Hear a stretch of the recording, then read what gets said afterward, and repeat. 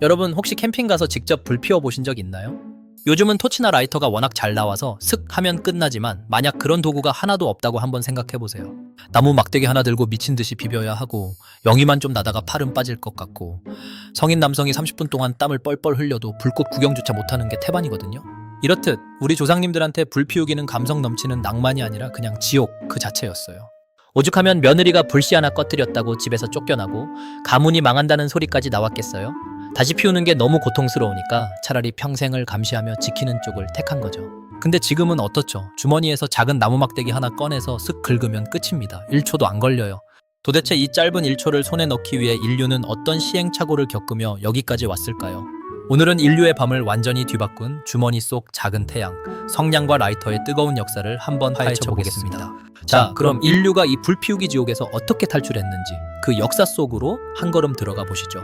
처음에 말씀드린 것처럼 성냥이 나오기 전까지 인간이 불을 만드는 방법은 크게 두 가지였습니다. 하나는 나무를 미친 듯이 비비는 거였고 다른 하나는 돌끼리 부딪혀서 불꽃을 튀기는 거였죠. 근데 이게 말이 쉽지? 해보신 분들은 아실 거예요. 습도가 조금만 높거나 돌 상태가 안 좋으면 하루 종일 해도 헛수고거든요. 그래서 옛날 사람들은 불을 만드는 것보다 지키는 것에 목숨을 걸었습니다. 집집마다 불씨를 담은 화로가 상전 대접을 받았죠. 오죽하면 불씨가 꺼지면 가문이 망한다는 무시무시한 말이 단순한 협박이 아니라 실존적인 공포였겠어요? 그런데 17세기 이 지긋지긋한 운명을 바꿀 이상한 사건 하나가 터집니다. 주인공은 독일의 연금술사 헤닝 브란트라는 사람인데요. 이 양반 사실 불에는 관심이 없었어요. 그의 목표는 딱 하나, 금을 만드는 거였습니다. 근데 금을 어디서 찾으려고 했는지 아세요? 놀라지 마세요. 바로 사람의 오줌이었습니다. 오줌이 노란색이니까 이걸 잘 끓이고 졸이면 금이 나올 거라고 생각한 거죠. 지금 들으면 이게 무슨 말도 안 되는 소리야 싶겠지만 당시엔 진지했습니다. 그는 수천 리터의 오줌을 모아서 며칠 밤낮을 끓이고 증류했습니다. 그 지독한 냄새를 견디며 말이죠. 결국 금은 안 나왔어요. 당연하죠. 그런데 솥 밑바닥에 하얗고 끈적거리는 이상한 찌꺼기가 남은 겁니다. 이걸 건드려 봤더니 갑자기 공기 중에서 스스로 불이 확 붙으면서 어둠 속에서 푸르스름한 빛을 내뿜는 거예요. 이게 바로 인류 역사상 최초로 발견된 포스포루스이었습니다. 금은 못 만들었지만 대신 언제든 불을 붙일 수 있는 마법의 재료를 찾아낸 거죠. 이게 바로 성냥의 핵심 원료가 됩니다. 하지만 기쁨도 잠시, 이 인이라는 녀석이 보통 까다로운 게 아니었어요. 조금만 따뜻해도 지 혼자 불이 붙어버리고 독성까지 엄청났거든요. 초기에는 유리병에 담아서 비싼 값에 팔리기도 했는데 이건 도구가 아니라 거의 휴대용 폭탄 수준이었습니다. 잘못 주머니에 넣었다간 바지에 불이 붙기 일쑤였죠. 그러다 1826년 드디어 결정적인 순간이 찾아옵니다. 영국의 약사였던 존 워커가 그 주인공이에요. 이 양반은 약을 만들려고 염소산 칼륨이랑 황화안티몬 같은 화학물질들을 섞고 있었어요. 나무 막대기로 휘휘 젓고 있었는데 다 젓고 보니까 막대기 끝에 찐득한 찌꺼기가 굳어서 딱딱해진 겁니다. 에이, 지저분하게 이게 뭐야?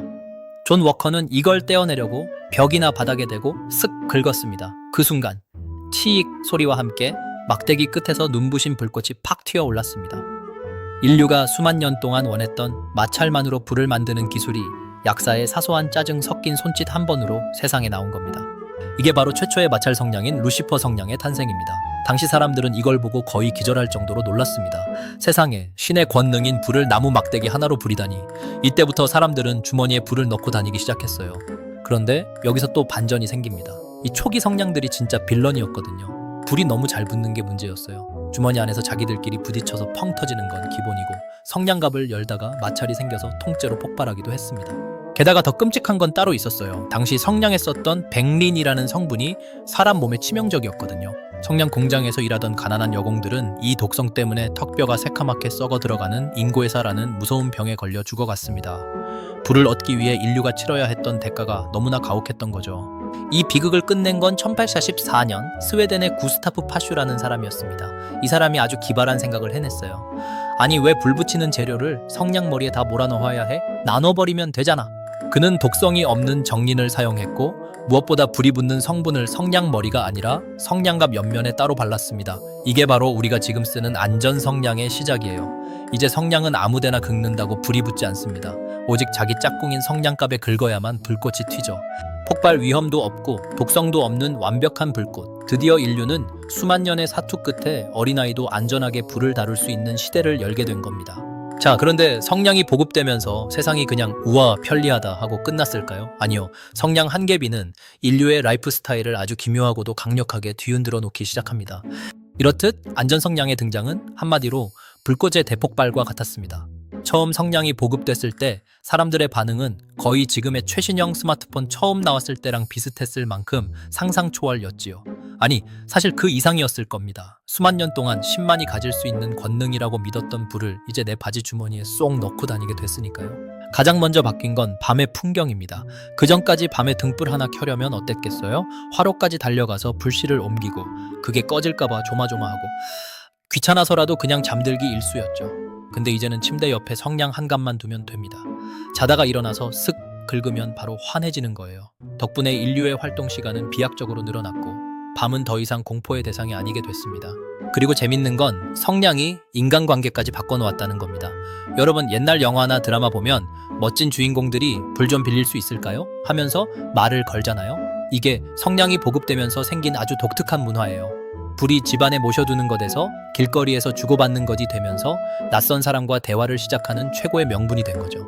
근데 성냥이 완벽했던 건 아닙니다. 치명적인 약점이 하나 있었거든요. 바로 물입니다. 비라도 오거나 습도가 높으면 성냥은 그냥 젖은 나무 막대기에 불과했어요. 특히 전쟁터에서는 이게 생사와 직결되는 문제였습니다. 참호 속에서 축축하게 젖은 성냥을 긋고 있는 군인들의 심정 상상이 가시나요? 아 제발 한 번만 붙어라 하면서 울고 싶었을 거예요. 이 답답함을 해결하기 위해 등장한 게 바로 라이터입니다. 사실 라이터의 원조는 성냥보다 좀 더 일찍 나오긴 했어요. 1823년에 뇌베라이너 램프라는 게 있었는데 이건 라이터라기보다는 거의 탁상용 가스레인지 수준으로 컸습니다. 위험하기도 해서 대중화되진 못했죠. 그러다 20세기 초 드디어 우리가 아는 형태의 라이터들이 나오기 시작합니다. 기름을 채워넣고 바퀴를 돌려 불꽃을 튀기는 방식이죠. 특히 1, 2차 세계대전을 거치면서 라이터는 군인들의 생존 필수품이 됩니다. 여기서 등장하는 전설적인 아이콘이 하나 있죠. 바로 지포 라이터입니다. 지포 라이터가 왜 그렇게 유명해졌는지 아세요? 단순히 디자인이 예뻐서가 아니에요. 전쟁터의 그 혹독한 바람 속에서도 불이 안 꺼지는 신뢰 때문이었습니다. 총알이 빗발치는 전쟁터에서 젖지도 않고 바람에 꺼지지도 않는 불꽃이라니 군인들에게 라이터는 단순한 도구가 아니라 살아서 돌아갈 수 있다는 희망의 상징이었던 셈이죠. 결국 성냥과 라이터가 가져온 가장 큰 변화는 권력의 이동이었습니다. 수천 년 동안 불은 마을의 화로 혹은 집안의 가부장이 지키는 공동체의 자산이었어요. 개인이 마음대로 다룰 수 있는 게 아니었죠. 하지만 이제는 어떻습니까? 어린아이부터 노인까지 누구나 주머니에 불꽃을 소유하게 됐습니다. 불의 주권이 집단에서 개인으로 넘어온 거예요. 이게 바로 기술이 가져오는 진짜 혁명입니다. 거창한 기계가 세상을 바꾸는 게 아니라 누구나 쉽고 저렴하게 힘을 가질 수 있게 될 때 문명은 한 단계 진화하거든요. 500원짜리 라이터 하나에 담긴 이 어마어마한 자유. 인류는 드디어 어둠과 추위라는 자연의 구속에서 완벽하게 독립하게 된 겁니다. 결국 기술이라는 건요, 거창한 게 아니에요. 자연이 우리에게 준 공포를 뺏어다가 우리 주머니 속에 편리함으로 바꿔 넣는 과정이거든요. 인류에게 불은 오랫동안 신령스러운 것이자 무서운 것이었습니다. 하지만 성냥과 라이터가 등장하면서 불은 더 이상 두려움의 대상이 아니라 우리가 필요할 때 언제든 부려먹을 수 있는 순한 양이 됐죠. 생각해보면 참 놀랍지 않나요? 수만 년 전 우리 조상님들이 제단을 쌓고 신에게 빌며 얻어냈던 그 신성한 불꽃을 우리는 이제 편의점에서 껌 한 통 가격으로 사고 있잖아요. 우리는 어쩌면 매일매일 주머니 속에 작은 태양 하나씩을 넣고 다니는 엄청난 능력의 현대판 프로메테스들일지도 모릅니다. 오늘 한번 여러분의 주머니나 가방 속을 들여다보세요. 너무 당연해서 보이지 않았던 그 작은 도구들이 사실은 인류가 어둠을 정복하기 위해 수천 년간 몸부림친 결과물이라는 걸 잠시나마 떠올려 보셨으면 좋겠습니다. 마지막으로 재밌는 잡학상식 하나 더 알려드릴게요. 보통 성냥이 먼저 나오고 그 다음에 라이터가 나왔을 거라 생각하시죠? 그런데 사실은 반대입니다. 최초의 라이터는 1823년에 나왔고 우리가 아는 마찰 성냥은 그보다 3년 늦은 1826년에 세상에 나왔거든요. 라이터가 형님이고 성냥이 동생인 셈이죠. 다만 초기 라이터는 너무 크고 위험해서 대중화가 늦어졌을 뿐입니다. 편리함 뒤에는 항상 누군가의 엉뚱한 상상력과 수많은 시행착오가 숨어 있다는 사실. 이게 바로 우리가 역사를 공부하는 진짜 재미 아닐까요?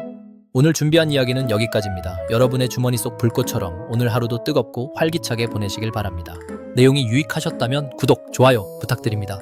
지금까지 지구를 알고 싶다였습니다.